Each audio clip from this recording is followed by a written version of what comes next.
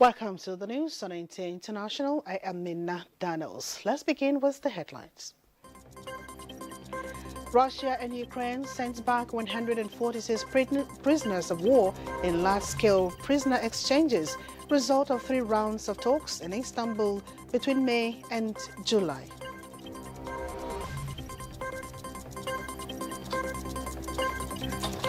Eswatini government faces legal challenge over deportees from United States.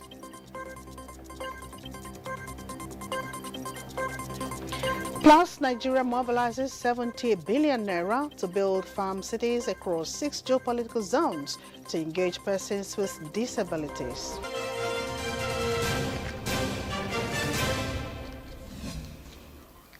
A group of human rights lawyers are suing the Eswatini government for accepting people deported from the United States. Kolo Mohammed tells us more.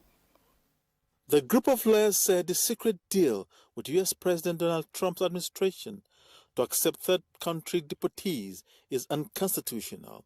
In their legal challenge, they claimed that the country violated due process because it was not submitted to Parliament for approval. In addition, the jail where the men have been held is 190% overcrowded and no one has had access to the prisoners. The deportees from Vietnam, Jamaica, Laos, Yemen and Cuba, who Washington say are dangerous criminals, were flown into Eswatini in July.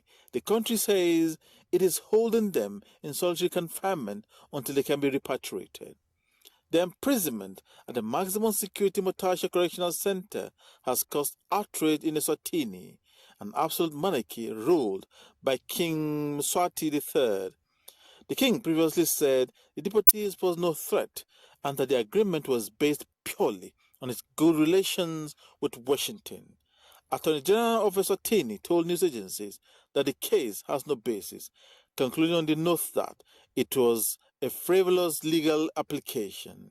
In other news, Russia blames nuclear set attack on Ukraine as Kyiv marks Independence Day. A huge fire broke up after the Russian military downed a Ukrainian drone. The fire has, however, been put out at a nuclear power plant in Russia's western Kursk region, and air defenses have shot down a number of Ukrainian drones. The drone detonated when it fell and damaged a transformer, but radiation levels were normal and there were no casualties. It comes as Ukraine is celebrating Independence Day on Sunday, which marks the country's declaration of independence from the Soviet Union in 1991. The United Nations International Atomic Energy Agency, IAEA, has repeatedly called on both Russia and Ukraine to show maximum restraint around nuclear facilities in the war. Kolo Muhammad, NTA News. Russia and Ukraine each sent back 146 prisoners of war on Sunday. Moscow's defense ministry said the latest in a series of exchanges that have seen hundreds of Poles released this year. Large-scale prisoner exchanges were the only tangible result of the 3 rounds of talks between Russia and Ukrainian delegations in Istanbul between May and July. They remain one of the few areas of cooperation between the two countries since Russia's offensive began in 2022. On August 24, 146 Russian servicemen were returned from the territory controlled by Kyiv, the Russian Defense Ministry said on Telegram. In exchange, 146 prisoners of war of the Ukrainian armed forces were transferred to Ukraine, it added. Russia also said that 8 citizens of the Russian Federation, residents of the Kursk region, illegally detained by Kyiv, were also returned as part of the exchange. The Ukrainian forces launched a surprise incursion into Russia's Kursk region in August last year, seizing hundreds of square kilometers of territory in a major setback for the Kremlin. Russia deployed thousands of troops from its ally, North Korea, as part of a counterattack, but did not fully reclaim control of the region until April. And China says United States protectionism is threatening agricultural cooperation with China. Belgium's ambassador to Washington said, warning that farmers should not bear the price of trade war between the two world's largest economies. Kolo Mohammed tells us more. The United States of America remains the globe's largest consumer, while China holds the spot of #1 global largest manufacturer, raising concerns regarding the trade war between the two nations. Experts are of the view that should the trade war between the U.S. and China go wrong, the economy of the rest of the world may be in trouble, bringing about possible imbalances and disintegration. A protectionism outlook casts a shadow over China-U.S. agricultural cooperation. This may mean outright food insecurity around the world, according to Xi Feng, Chinese ambassador to Washington. Agriculture has emerged as a major point of contention between the globe's two largest economies of China and the USA, as the superpowers are locked in a tariff war launched by President Donald Trump.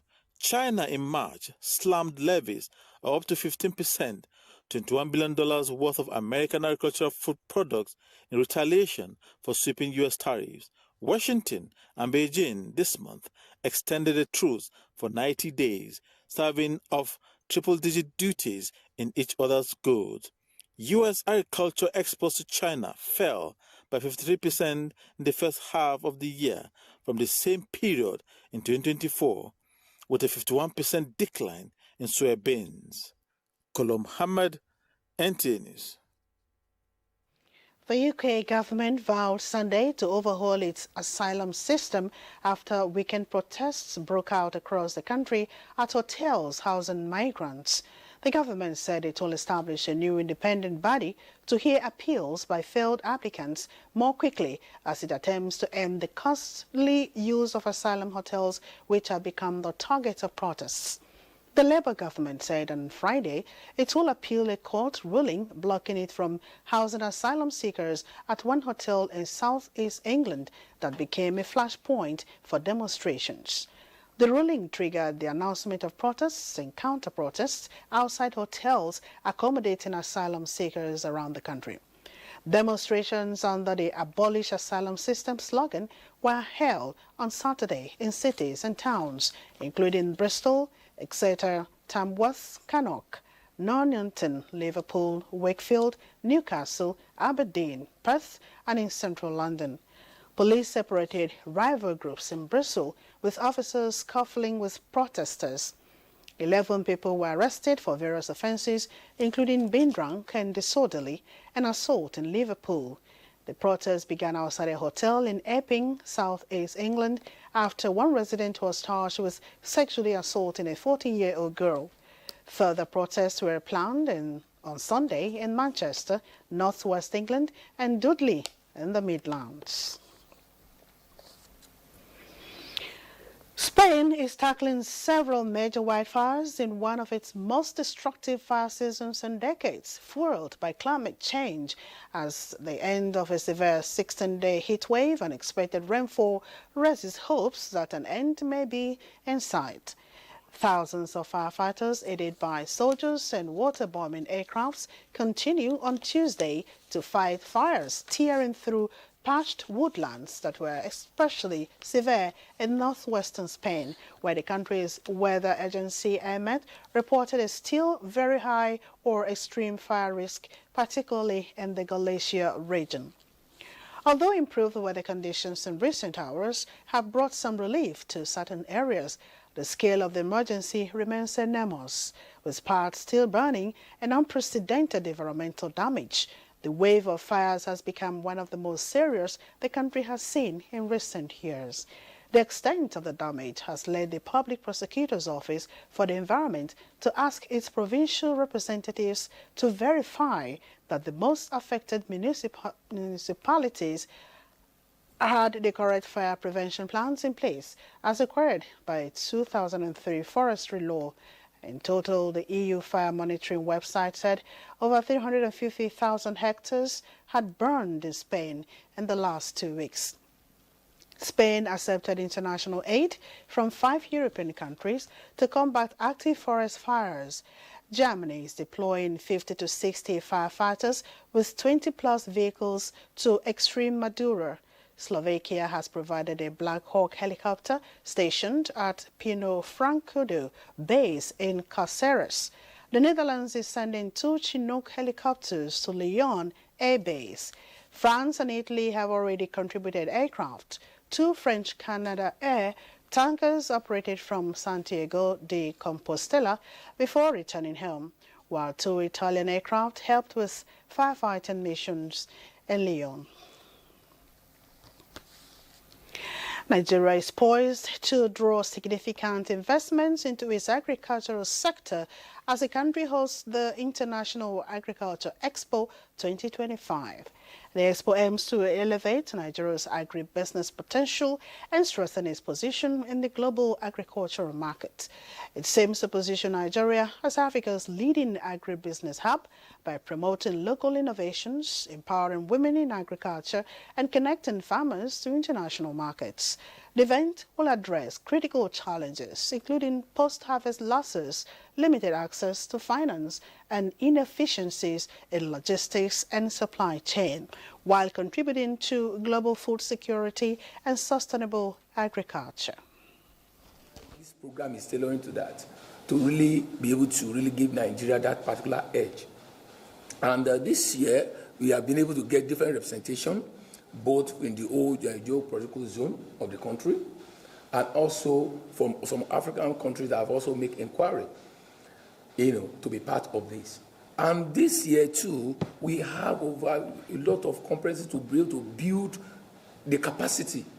It's not just coming to see what is available alone, but there should be a proper knowledge integration for all the participants.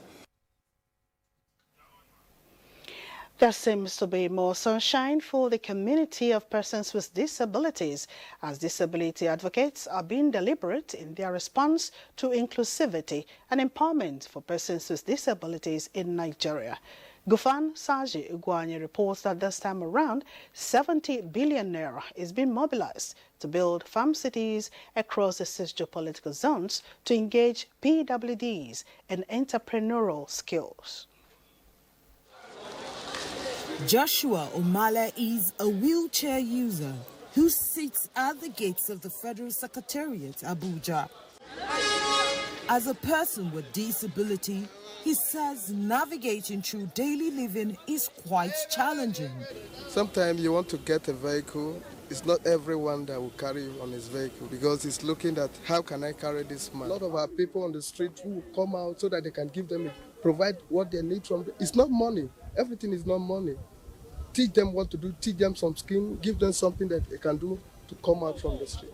However, the community of persons with disabilities might be heaving a sigh of relief as the Peace for Humanity Foundation presents a 70 billion naira mobilization fund initiative to the National Commission for Persons with Disabilities. We are here for your collaboration to mobilize 70 billion naira funds for the establishment of persons with disability farm cities in the 6 geopolitical zones of Nigeria. We are targeting persons with disabilities because persons with disabilities have enormous talent and economic potentials in them that need to be included at all spheres of national development.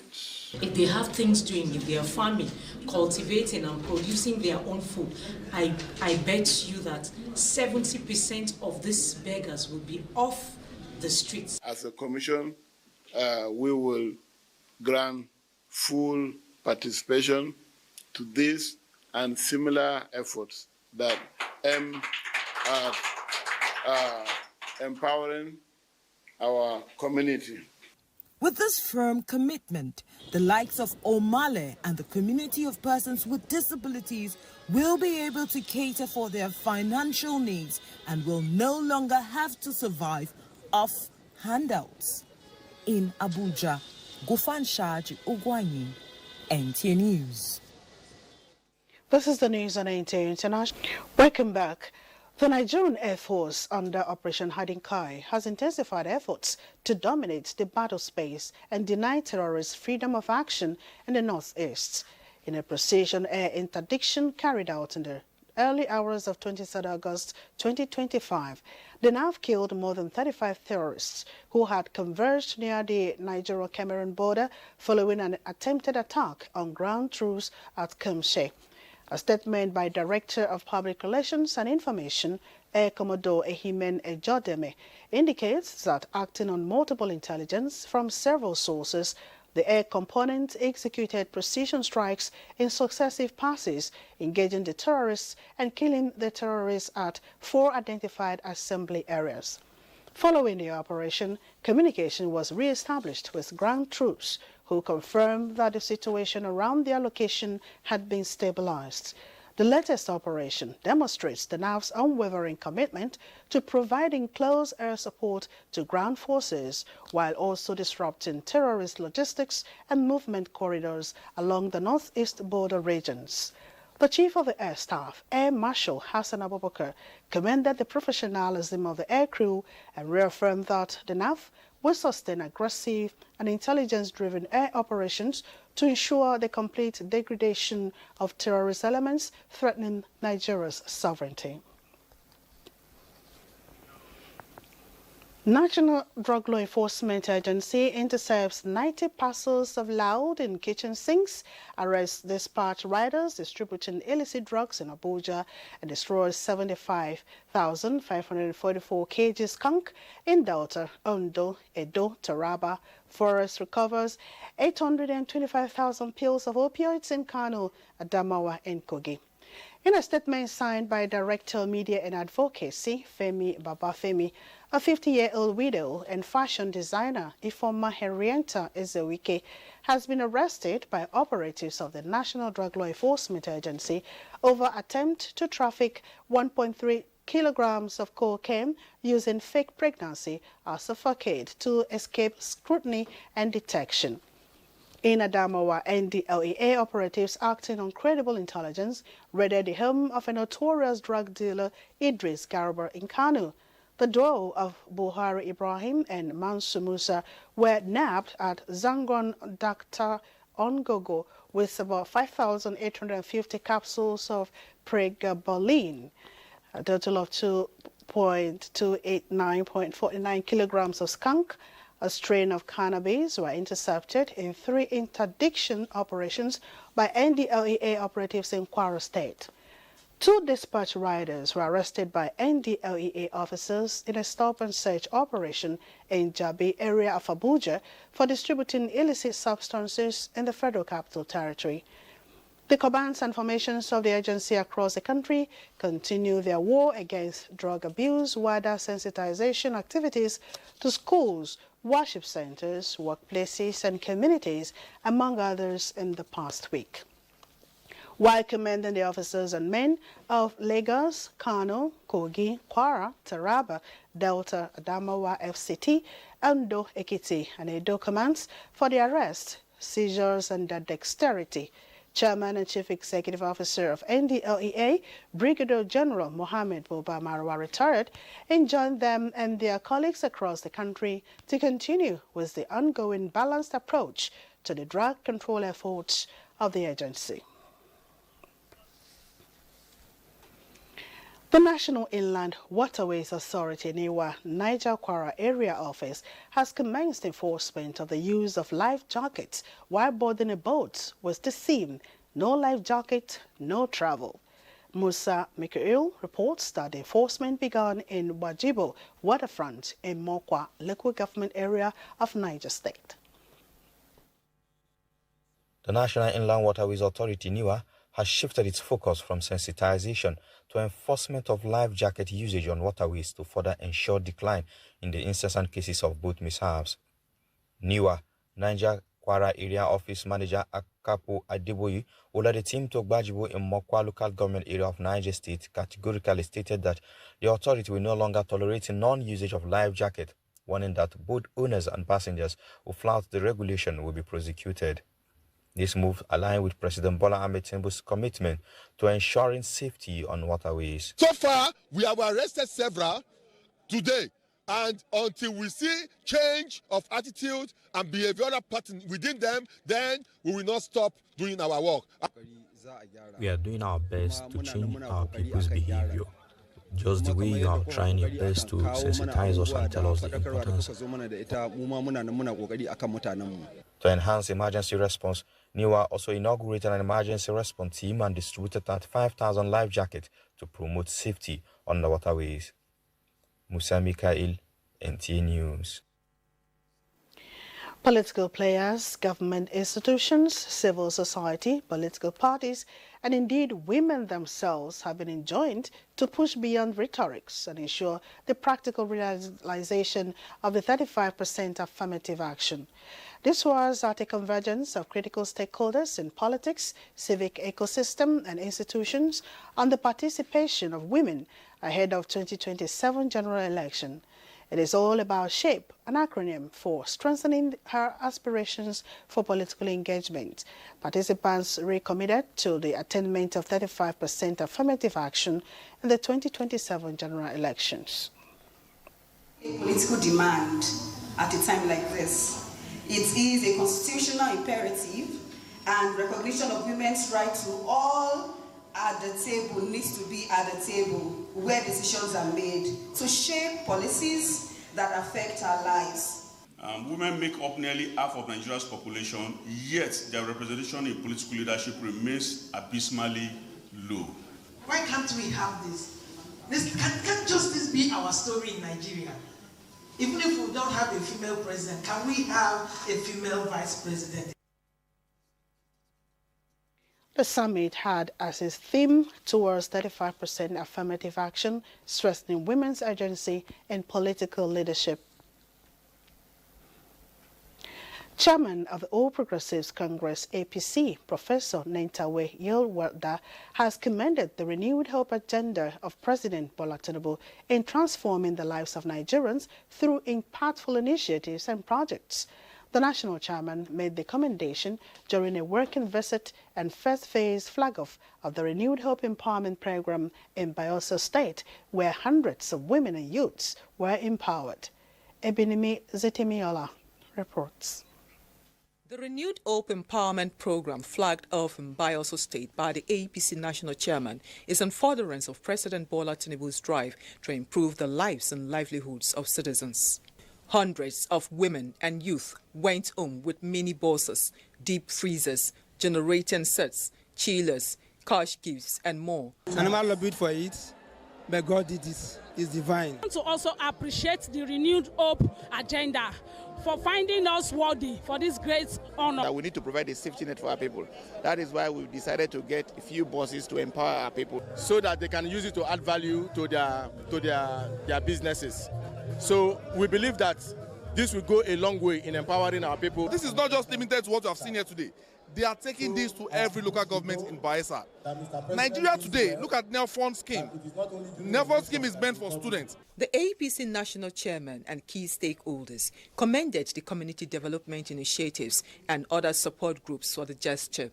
The President's love for the state and achievements in infrastructure, education, transportation, and the diversification of the economy for sustainable growth were highlighted. And that's the principle of the Renew Hope agenda, taking governance, every home, every life, every person, to the weak, to the strong, to the vulnerable. Mr. President's Renewed Hope agenda is working, and the people of Bayelsa State are appreciative of what Mr. President has done. In NDC, we define the Renewed Hope as the social contract that is transmitting ideas and vision into reality. And this is to show what we are doing here today is transmitting ideas and vision to reality. We are going to return President Bola Tinubu in 2027. The APC chairman, alongside other members of the APC Working Committee, had earlier met with the Bayelsa State Executive and key stakeholders, where they were warmly received by party faithful. Ebinemi Zetemiola, NTA News. The Sultan of Sokoto and President General, Nigeria Supreme Council for Islamic Affairs, Mohammed Saad Abubakar, has declared Monday, 25th August 2025, as the first day of Rabiul Awal 1447 AH. The declaration was contained in a statement signed by the chairman of the Sultanate Council Advisory Committee on Religious Affairs, Professor Sambo Wale Junaidu, the Wazirin Sokoto. It says the decision followed reports from the Sultanate Council Advisory Committee on Religious Affairs in conjunction with the National Moon Sighting Committee, which confirmed that no sighting of the new crescent was received from moon sighting committees across the country on Saturday, 23rd of August 2025, corresponding to 29th Safar 1447 after Hijrah. It explained that Sunday, 24th August 2025 will therefore be the 30th day of Safar, thereby making Monday the first day of Rabiul Awal 1447 after Hijrah. Argentina-based Nigeria under-20 playmaker Jonathan Spieth has expressed delight and pride over his call-up to national duties. For this story and more, let's join Suleiman Musa on Sports Update. An historic breakthrough for Nigeria as Abdul-Jabbar Adama won silver in the men's 50-meter butterfly at the ongoing World Aquatics Junior Swimming Championships in Romania. Adama clocked 23.64 seconds to finish second, a remarkable feat that not only secured him a place on the podium but also delivered Nigeria's first ever medal in world swimming history. It stands as the greatest achievement by a Nigerian swimmer at any world aquatic event since the sport's introduction in the country. To football, it was a bittersweet moment for Nigeria's latest under-20 World Cup sensation. Jonathan Spieth, the youngster, expressed his gratitude to the federal government for giving him the chance to wear the Flying Eagles jersey in Chile. But Spieth, who was born in Argentina to a Nigerian father and Argentine mother, also revealed his disappointment at not being able to join the team earlier, blaming bureaucratic hurdles he faced in Argentina. The invitation to join the national team is not just an opportunity, it is a dream come true for me. Of my boot and wear the green and white jersey. I do so with pride, honor, and a firm commitment to. In another Next is a check at Monday's weather prospect.